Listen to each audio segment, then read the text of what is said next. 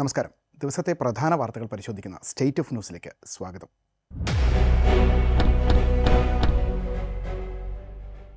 വരാനിരിക്കുന്ന നിയമസഭാ തെരഞ്ഞെടുപ്പിൽ UDFന് വിജയം അത്ര എളുപ്പമാവില്ലെന്നാണ് കോൺഗ്രസിൻ്റെ തെരഞ്ഞെടുപ്പ് നയതന്ത്രജ്ഞൻ സുനിൽ കനകോലുവിൻ്റെ സർവേ റിപ്പോർട്ടിൽ പറയുന്നത്. UDFും LDFും തമ്മിൽ ഇഞ്ചോടിഞ്ച് മത്സരം നടക്കും. 4 ജില്ലകളിൽ UDF ദുർബലമാണെന്നും റിപ്പോർട്ടിൽ പറയുന്നുണ്ട്. തദ്ദേശ തെരഞ്ഞെടുപ്പ് ഫലം അടിസ്ഥാനമാക്കി തയ്യാറാക്കിയ റിപ്പോർട്ടിൽ തിരുവനന്തപുരം, പാലക്കാട്, ആലപ്പുഴ, തൃശ്ശൂർ ജില്ലകളിൽ സംഘടനാശേഷി മെച്ചപ്പെടുത്തേണ്ടതിൻ്റെ ആവശ്യകതയ്ക്ക് അടിവരയിടുന്നുണ്ട്. വയനാട്, മലപ്പുറം, എറണാകുളം, ഇടുക്കി ജില്ലകളിലാണ് UDFന് മേൽക്കൈ പ്രതീക്ഷിക്കാവുന്നത്. NDA 14 സീറ്റുകളിൽ വോട്ട് വിഹിതം വർദ്ധിപ്പിച്ചതായും റിപ്പോർട്ടിൽ കണ്ടെത്തലുണ്ട്. കോവളം, കുണ്ടറ, കരുനാഗപ്പള്ളി, കോട്ടയം മണ്ഡലങ്ങളിൽ NDA 10% വോട്ട് വർദ്ധിപ്പിച്ചു. ഈ മണ്ഡലങ്ങൾ ഈഴവ, നായർ സ്വാധീനമുള്ളവയാണെന്നും നിരീക്ഷണമുണ്ട്. ക്രൈസ്തവ വോട്ടുകൾ UDFന് അനുകൂലമായിട്ടില്ല. അതേസമയം മുസ്ലിം വോട്ടുകൾ UDFന് അനുകൂലമായി ഏകോപിപ്പിക്കപ്പെട്ടുവെന്നും കണ്ടെത്തലുണ്ട്. നിയമസഭാ തെരഞ്ഞെടുപ്പിൽ ഇടത് വലത് മുന്നണികൾ 40% വോട്ട് നേടുമെന്നാണ് കണക്ക്. NDA 15% വോട്ട് നേടുമെന്നും കനകോലു സർവേ റിപ്പോർട്ടിൽ പറയുന്നുണ്ട്. അതായത് കടുത്ത മത്സരം തന്നെ നടക്കുക എന്നാണ് സാരം.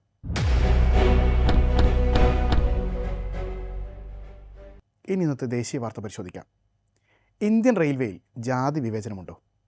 അങ്ങനെ അല്ലെങ്കിലും സമാനമായ വിവേചനം റെയിൽവേക്കുണ്ടെന്നാണ് KC വേണുഗോപാൽ MP അധ്യക്ഷനായ പാർലമെൻറ്റിലെ പബ്ലിക് അക്കൗണ്ട്സ് കമ്മിറ്റിയുടെ വിലയിരുത്തൽ. പ്രീമിയം ട്രെയിനുകളിൽ റെയിൽവേ കൂടുതൽ ശുചിത്വം ഉറപ്പാക്കുമ്പോൾ കൂടുതൽ ആളുകൾ സഞ്ചരിക്കുന്ന പാസഞ്ചറുകളടക്കം ട്രെയിനുകളെ അവഗണിക്കുന്നുവെന്നാണ് നിരീക്ഷണം. ദീർഘദൂരത്തെ ട്രെയിനുകളിലെ വൃത്തിയും ശുചിത്വവും സംബന്ധിച്ച് കംട്രോളർ ആൻഡ് ഓഡിറ്റർ ജനറലിൻ്റെ 2023 മാർച്ചിലെ റിപ്പോർട്ട് ചൂണ്ടിയാണ് PACയുടെ പരാമർശം. ഇന്ത്യൻ റെയിൽവേ ബോർഡ് ചെയർമാനും CEOയുമായ സതീഷ് കുമാറിനെ കമ്മിറ്റി വിളിച്ചു വരുത്തിയിരുന്നു. അദ്ദേഹത്തെ വിളിച്ചു വരുത്തിയാണ് കമ്മിറ്റി കഴിഞ്ഞ ദിവസം വിവരങ്ങൾ ആരാഞ്ഞത്. കമ്മിറ്റിയിലെ BJP അംഗമാണ് റെയിൽവേയിൽ ജാതി സമ്പ്രദായത്തിന് സമാനമായ സാഹചര്യം നിലനിൽക്കുന്നുണ്ടെന്ന് ചൂണ്ടിക്കാണിച്ചത്. വന്ദേ ഭാരത് അടക്കം ട്രെയിനുകളിലെ ശുചിത്വം ചൂണ്ടിക്കാണിച്ചായിരുന്നു പരാമർശം. പ്രവർത്തനത്തിലും ഘടനയിലും നിരവധി വെല്ലുവിളികൾ നിലനിൽക്കുന്നുവെന്ന് റെയിൽവേ ചെയർമാൻ കമ്മിറ്റി അറിയിച്ചു. കുറഞ്ഞ സ്റ്റോപ്പുകളും മതിയായ ജീവനക്കാരില്ലാത്തതും ബജറ്റ് പരിമിതിയും യാത്രക്കാരുടെ ആധിക്യവുമെല്ലാം ശുചിത്വം ഉറപ്പുവരുത്തുന്നതിൽ വെല്ലുവിളിയാണെന്നും അദ്ദേഹം പറഞ്ഞു. എന്നാൽ പ്രശ്നം പുതിയതല്ലെന്നും ദീർഘകാലമായി നിലനിൽക്കുന്നതാണെന്നും ഇനിയെങ്കിലും പരിഹാരമുണ്ടാക്കണമെന്നും കമ്മിറ്റി നിർദ്ദേശിച്ചിട്ടുണ്ട്. എല്ലാ സോണുകളിലും നിശ്ചിത ഇടവേളകളിൽ ട്രെയിനുകൾ വൃത്തിയാക്കണം.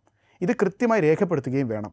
നിലവിൽ പരാതികളും നടപടികളും സംബന്ധിച്ച് ഏകീകൃതമായ ഒരു വിവരവും ലഭ്യമല്ലെന്നും കമ്മിറ്റി വിലയിരുത്തിയിട്ടുണ്ട്.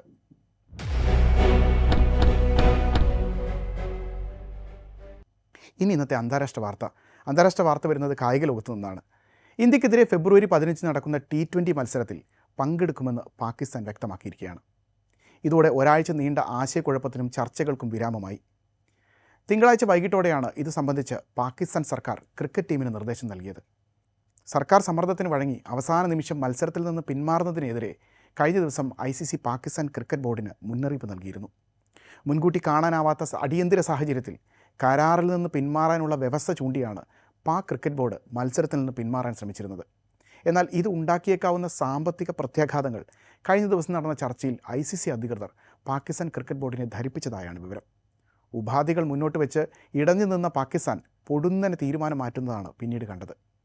ബംഗ്ലാദേശ് ക്രിക്കറ്റ് ബോർഡിൻ്റെയും ശ്രീലങ്കയുടെയും UAEയുടെയും ഒക്കെ നിർദ്ദേശം അംഗീകരിക്കുന്നുവെന്ന രീതിയിലാണ് പാക് സർക്കാർ വിഷയത്തിൽ കഴിഞ്ഞ ദിവസം പുറത്തിറക്കിയ പ്രസ്താവന. ഇങ്ങനെയൊക്കെ പറയുമെങ്കിലും ICCയുടെ സമ്മർദ്ദത്തിന് പാക് സർക്കാർ വഴങ്ങിയെന്ന് വ്യക്തമാണ്. ഇന്ത്യയും പാകിസ്ഥാനും തമ്മിലുള്ള ഉഭയകക്ഷി ക്രിക്കറ്റ് ബന്ധം പുനരാരംഭിക്കുന്നതിൽ ഒരു മധ്യസ്ഥൻ്റെ പങ്ക് വഹിക്കാൻ ICCയിൽ സമ്മർദ്ദം ചെലുത്തുകയായിരുന്നു പാകിസ്ഥാൻ്റെ ലക്ഷ്യമെന്നാണ് വിലയിരുത്തപ്പെടുന്നത്. എന്നാൽ ICCയിൽ നിന്ന് ഇതുമായി ബന്ധപ്പെട്ട് പ്രസ്താവനകളോ നടപടികളോ ഉണ്ടായില്ല.